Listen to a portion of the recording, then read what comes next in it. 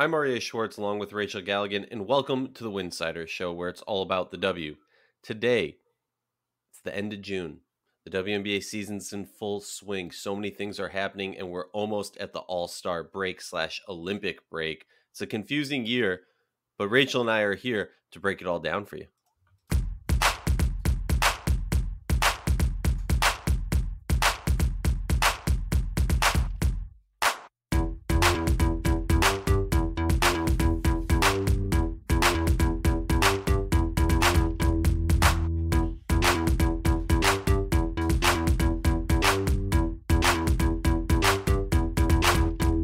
If you like our show, please consider joining our Patreon community, patreon.com/Winsidr. For less than a cup of coffee a month, you can directly show support for the hard work we do covering the W. And don't forget to see our staff's amazing written content over at winsidr.com. That's winsidr.com. And remember, downloading the episode, it makes our stats better, your listening experience better, and allows us to continue doing this important work. Rachel HOF Galligan, how you doing? It's our first time chatting since your birthday. How do you feel now being older and wiser? I feel so old, and it has been a fun week. Super excited for July and all the stuff coming down the road. Lots to talk about with what's taking place in the season. And yeah, I am full swing right now. Super busy, but loving every second of it. So last time we spoke, we had James Wade on the show. Well, we've been speaking a lot since then, but last time we publicly spoke, we had James Wade on the show. I believe it was on like Monday for their game. They end up just routing the New York Liberty. In fact, they've beaten them now twice since then.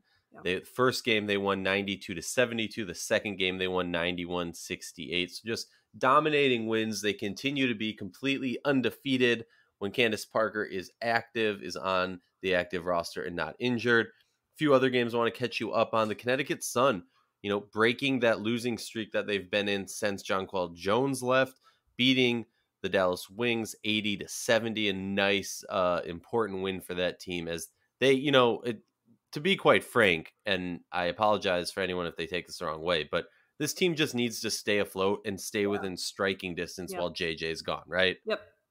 Yeah. I mean, and we've talked about this, and I've given them more slack than you, Rachel, just in regards to, hey, is it acceptable for this team to slide as far as they have without Jonquel?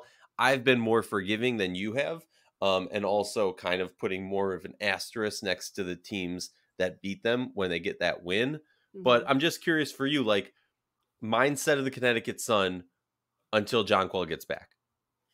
I think it's you don't want to ever make excuses. This is a team that's fully capable of beating anyone any given night without Jonquel Jones. And I'm sure that's, the mentality and what's being talked about of a team full of just, a lot of players that have been in the system for a while. And I think because of their defensive approach to the game is what gives them a chance. Now, am I sitting here saying that anyone in their right mind is saying, oh, we're just as good without Jonquel Jones? I don't know. I think that's very obvious, and that's a huge blow. But I think you said it really, really, really well. Like, stay within striking distance, keep yourself in good enough position. Maybe continue to have some players develop during this time as much as possible. But it is what it is. It sucks not having her, a player who arguably is up in MVP, caliber conversations right now, and it changes the entire dynamic of your team. But I'm impressed. I'm always impressed with Connecticut, and it's because of what they can do on the defensive end of the floor, and just kind of the veteran leadership in their backcourt. Kind of gives them a chance night in and night out. And I think that win over Dallas was a statement of that. Dallas that's a high octane offensive team. We know that. And what Connecticut was able to do just solidified exactly what I'm talking about. So staying within striking distance, not just tanking during this time, it's got to be kind of they're not talked about it, but I'm sure that's what the mentality is. Yeah, definitely. And then let's move on to another game that happened. Kind of a surpriser, right? Seattle Storm were just rolling at that point. They lose the game 83-87 to the Washington Mystics. A really interesting matchup there because going into the season, the question mark everybody had around the Seattle Storm was going to be their interior defense. What are they going to do when they lose Natasha Howard, that safety blanket? I'm not afraid to say it publicly. Like, Brianna Stewart has been kind of hidden on defense throughout a lot of her career. To, look, when you have a defensive player of the year as your 5 and you're pairing that with Brianna Stewart, that's just a great safety blanket. They don't have that this season. And it became very apparent in this game where Washington, I mean, shout out to Tina Charles, who's just been on a rip. She Yeah. drops 5 assists, 16 rebounds, and 34 points in that game.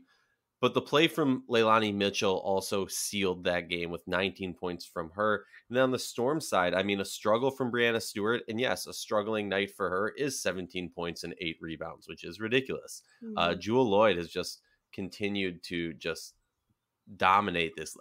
Jewel Lloyd's season this year is quite ridiculous. And I feel, I don't know the right word. It's a shame that she's on this team full of stars who have already accomplished so much, because as much as the attention as Jewel Lloyd's gotten this season, I feel like it's not enough for how well she's been playing, the clutch shots, and not just the clutch shots like a buzzer beater here or there. It's just important shots when your team needs important shots. No, I agree. I mean, I agree. And this game was interesting. I mean, really dissecting it. Talk about a high level game. I mean, just a really, really high level basketball game. I mean, everybody was shooting really well. There was no glaring differences that were like so blatantly obvious. I think Seattle, was a bit more aggressive. I mean, they won the free throw battle. They were able to get there a little bit more. But I mean, with the Mystics, like, they made shots and they made 3-point shots. Finishing was 16 in the game and shooting 42%. They shot 38 threes in that game, made 16 of them. So that's 42%. I mean, in a game where there's a 6 possession difference in favor of Washington, and it's that close of a game by 4 points, to me, that's the biggest difference. Washington just made a couple more shots, and that was the difference, because it was just a high level game across the board. There was nothing glaringly different in terms of rebounding numbers. Even the assist numbers, turnover numbers were really low. It was just a really high level basketball game. You have to credit the Mystics. Tina Charles has just been absolutely phenomenal. But you talked about Leilani Mitchell. You just talked about that starting 5 has a lot of weight on their shoulders right now, and they carried a lot of that burden. They're not a super deep team right now, and especially without Natasha Cloud. We didn't even make note of that. So really, really, really impressive win for Washington. Yeah, and I gotta give credit. Leilani Mitchell's really stepped up with Cloud being out. That has been a big question. Guard play in general with the Mystics has been a huge question mark for me. And a side note, and I think I brought this up to you, but I don't know if you ever responded. Watching this season more and more with the Mystics, I'm mad I never got to see LaToya Sanders and Tina Charles play together, because I just think they would be an amazing pairing. It would be like, I just think overall that would be a pretty ridiculous kind of in a weird way. I would compare it to the Bree Jones Jonquel Jones pairing of 2 bigs that you can they have their deficiencies, but they kind of make up for each other's deficiencies. Or deficiencies isn't even the right word, because when if you're really good at something, you're going to focus in on that versus focusing on something else. Let's go over the few rest of the games. Minnesota Lynx going on a nice little run over the past few games. Minnesota Lynx beat the Dream 87-85. Important for this team, a team that, lost a few early games off of shots from Sabrina, a shot from Diana Taurasi. Like, when we look back at the Minnesota Lynx, I always find myself being extremely hard on them because it's my hometown team. So, like, I always laugh when people go, "Oh, you're biased towards Lynx."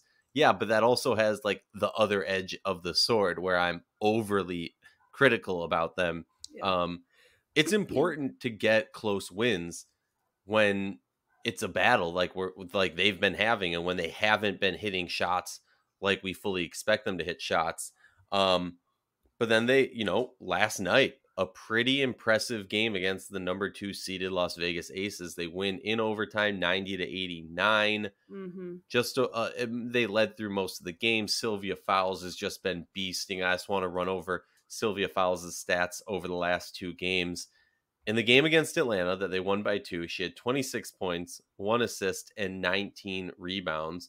But I believe she finished with 5 blocks. Mm-hmm. And then last night versus the Aces, her stat line was ridiculous. She had 4 assists, 4 steals, 4 blocks, 14 rebounds, and 30 points. Yeah, insane. Like, what? Yeah. And here's the thing. I messaged some people in the Winsidr Slack today, Danny and who was it? Oh, and Mitchell. And I was like, guys, I know this is ridiculous, so call me out on this.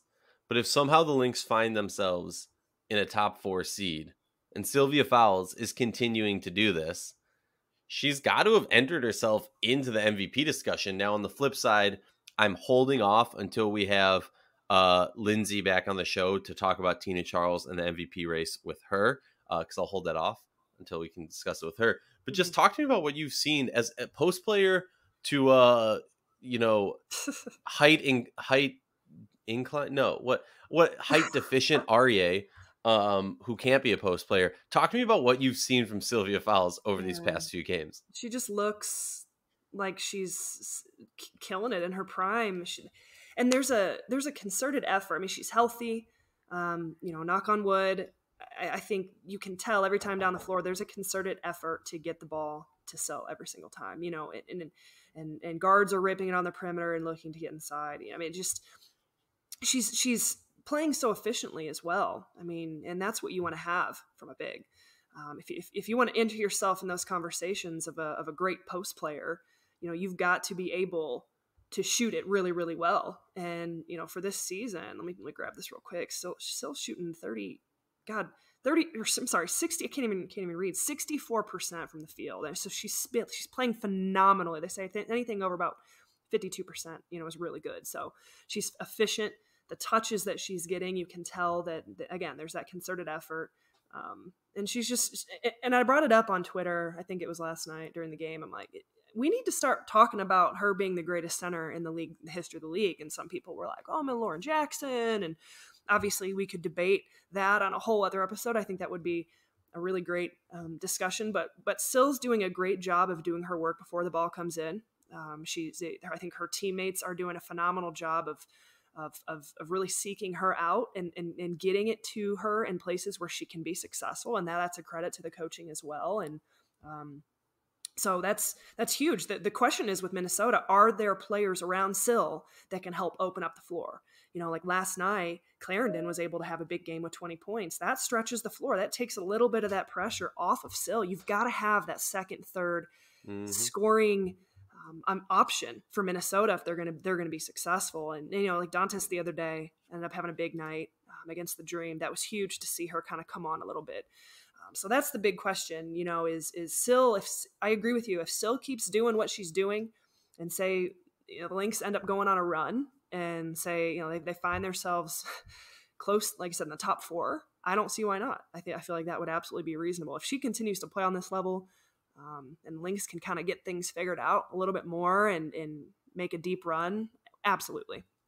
Well, let me just get a few quick points in. One, if we're going to talk about Sylvia Fowles and the struggles, all right, first of all, I will say if she wants to win MVP, her free throw shooting is atrocious. She's shooting 68% right now. That's well below her career average. It's not what I expect from Sylvia Fowles at all. She should be 70 plus no matter what, if not higher, honestly. Sure. That being said, what she's been able to do and talking about whether getting her in position, the thing that I noticed over the past few seasons with Syl, yes, she only played 7 in 2020, all 34 in 2019, and in 2018, 34. The thing that I noticed after the Dynasty team broke up was these players clearly didn't have that same feel, repertoire, whatever you want to call it, that the past players had, just in feeding her the ball, positioning the passes to her, putting them in spots where only Syl can get it and the defender can't. I have lost track of how many times over the last few seasons I've watched just horrible feeds to her. The ball it's way overthrown. It goes out of bounds. It's too low. The defender steals it. Like that to me has been such an underrated aspect that I've been watching over the past few games. And honestly, I think that's a huge element to it, is their ability to feed her the ball where she wants it Yep. and put it away from the defender has Mhm. given her the ability to be more active in these recent games. And I think that's been a huge reason why we've seen this team succeed and get the W's recently. The other thing that I do want to say is to the debate of her being greatest of all time, being the best center of all time, as Cheryl Reeve said. In my mind, Lauren Jackson is a great, but she's not the greatest of all time, right? It's Mhm. between Lisa Leslie and Sylvia Fowles, and we do need to do an episode on it. And I almost think that the way Sylvia Fowles plays, she makes it look too effortlessly, and that ends up affecting people's perception of what she does. Because Mhm. when it looks easy, right, like you don't have that internal like, wow, Syl just did something ridiculous Mhm. in the same sense. Maybe I'm crazy. I don't know. What do you think? I don't think you're crazy. I'm just. I don't really have Yeah, much I just against had to get you on air saying you don't think that. I'm crazy. Then let's talk about it. The Mystics then go to LA. And again, the Mystics, they're beat. They're exhausted. They got 7 active players on the roster. I think I Mhm. just saw Stella Johnson's back, maybe. And so now they have 8 players, something like that. Pretty ridiculous. They fall to the Sparks 89-82, a battle of a game going back and forth. And the Sparks just able to pull it away late in the game. Really, really important win for the Sparks, and kind of, a tough loss for the Mystics for everything we just spoke about. And just to recap, the one other game that we missed, the Wings beat the Fever 89-64. Looking forward, Rachel, before we end this episode, what's your mindset as a coach and slash as a player with just a few games to go before the All-Star slash Olympic break? Yeah, I mean, this is a really critical stretch, right? It's like one big push before there some people get a little bit of a break, and I think today, as we're actually games are literally starting right now as we're recording. I think it's going to be important for the Mystics to find themselves in the win column today. I mean, everyone that's what you're trying to do, right? Just like steal one more win. I think New York is in a really vulnerable position right now where you're not feeling super great. You've lost 2 in a row. You're slipping down the standings. That hype isn't there. You're trying to feel better about yourself and just kind of continuing to grow a little bit more, and then take some time during that break to fine tune a few more things. Same things, Chicago, Sky, and Connecticut Sun. That's going to be a hell of a battle on Sunday. Obviously, the Sky we've talked about, franchise record 7 wins in a row, but anytime you're playing Connecticut, it's going to be tough. I don't have to continue to talk about that. And then, I mean, Sunday, Seattle Storm, Las Vegas Aces on ESPN. I mean, obviously a high level game. So right now, I think and I could continue to go down the road and talk between Phoenix and LA and just, again, trying to feel better about yourself. But I think with everyone, it's getting through this final stretch. It's a big week. The focus is still one game at a time. It's staying healthy, getting healthy, fine tuning those things and feeling good about yourself going into the break. The last thing you want to do is be limping into this thing by any stretch. And that's difficult. And it's going to happen with some of the teams. Yeah, definitely. I just want to echo everything you said. I do also want to do a shameless plug.